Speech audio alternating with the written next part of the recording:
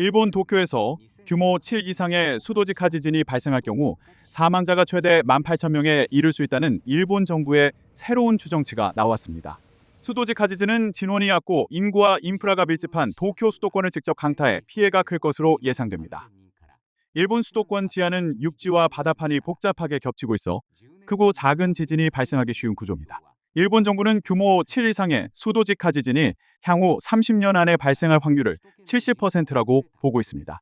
이 때문에 도쿄 사람들은 일본 혼슈 서남부 해안에서 발생할 가능성이 거론되는 난카이 트로프 대지진보다 수도직하 지진을 더 두려워합니다. 일본 정부 중앙재난위험감소위원회 실무그룹은 19일 수도직하 지진 피해 예상 및 대책 보고서를 공개했습니다.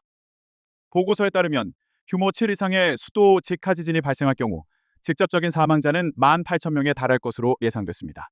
사망자 가운데 약 3분의 2는 화재로 5,300명은 건물 붕괴로 숨질 것으로 추산됐습니다. 재난 이후 지병 악화나 돌봄 공백 등 간접 피해로 인한 사망자는 16,000에서 41,000명에 이를 수 있다고 분석했습니다. 경제적 피해는 80조에서 82조 엔으로 추정됐습니다.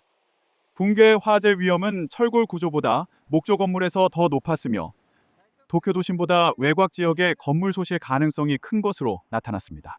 도쿄도로만 한정하면 지진으로 8,000명이 사망하고 17만 채의 건물이 붕괴 또는 화재로 소실될 것으로 추정됐습니다. 일본 정부는 피해를 최소화하기 위한 건물 내진화와 목조 밀집 지역 정비를 추진해왔지만 속도는 더딘 상황입니다.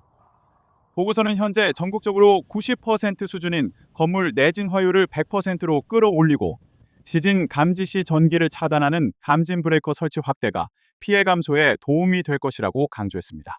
아울러 정전은 1,600만 건 발생할 것으로 예상됐고 통신 두절과 상하수도 단수, 귀가 곤란자 840만 명 발생 가능성도 제기됐습니다.